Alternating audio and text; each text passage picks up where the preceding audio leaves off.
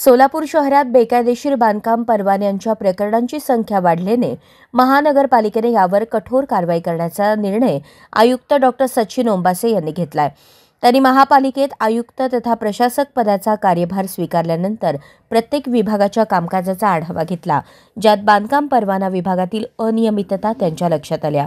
बांधकाम विभाग आणि नगर अभियंता कार्यालयातील आजी माजी अधिकाऱ्यांना नोटीस बजावण्याचे आदेश देण्यात आले आहेत। 96 पैकी 28 बेकायदेशीर इमारती कोणत्याही नियमात बसत नसल्याने या इमारती पाडण्याचा प्रस्ताव नगर रचना विभाग आणि बांधकाम परवाना विभागाने पालिका आयुक्तांना सादर केला आहे। यापूर्वी नाईकवाडी हे नगर अभियंता विभागात असताना त्यांनी किती बांधकाम परवाने स्वतःच्या मर्जीने दिले आणि बेकायदेशीर बांधकामांविषयी प्राप्त तक्रारी किती प्रमाणात दाबून ठेवल्या याची चौकशी झाल्यास आणखी गंभीर प्रकरणे उजेडात येतील। आवेक्षक श्रीकांत खानापुरे, शिवशंकर घाटे यांनी नगर रचना विभागाला डावलून बेकायदेशीर ऑफलाईन पद्धतीने बांधकाम परवाने दिल्याचे समोर आले आहे।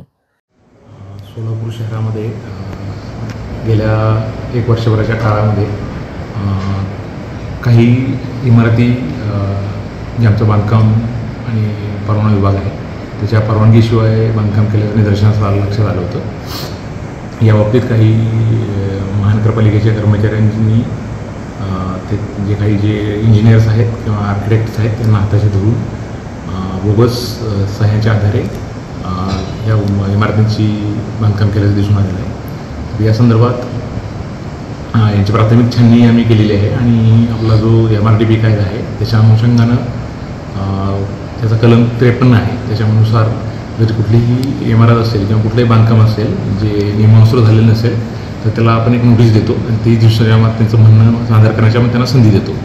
जर समजा ते जे बांधकाम आहे ते जर समजा नियमानुसार शास्ती लावून जर रेग्युलराईज करता येत असेल किंवा नियमितीकरण करता येत असेल तर आपण त्याला रेग्युलराईज केलं जातं आणि जर समजा ते रेग्युलराईज केलं जाऊ शकत नसेल, ते बांधकाम पूर्णतःच अवैध असेल तर त्याला पुढचे इतर सेक्शन आहेत आपल्या MRTPमध्ये त्यानुसार त्याची शास्ती आणि त्याला जे काही त्या पाडकाम करण्याचे आपण आदेश देत असतो। यानुसार जे आपल्या साधारणतः 96 प्रॉपर्टी आमच्या लक्षात आलेली आहे तर त्याच्यासाठी जी लिगल प्रक्रिया आहे आम्ही ती सुरू केलेली आहे आणि जी पुढील जी आता सेक्शन 53 नोटीस आहे ते सर्वांना इश्यू करत आहोत आणि साधारण त्यातल्या जवळजवळ 28-29 प्रॉपर्टी अशा आहेत। असं ते प्राथमिकदृष्ट्या असं दिसून येते की त्या त्यांचं जे किमान जे साईड मार्जिन असेल, फ्रंट मार्जिन असेल, रिअर मार्जिन असेल किंवा त्यांना जे अलाउड असलेले FS आहे त्यापेक्षा मोठ्या प्रमाणात जास्त बांधकाम केलेलं दिसून येते।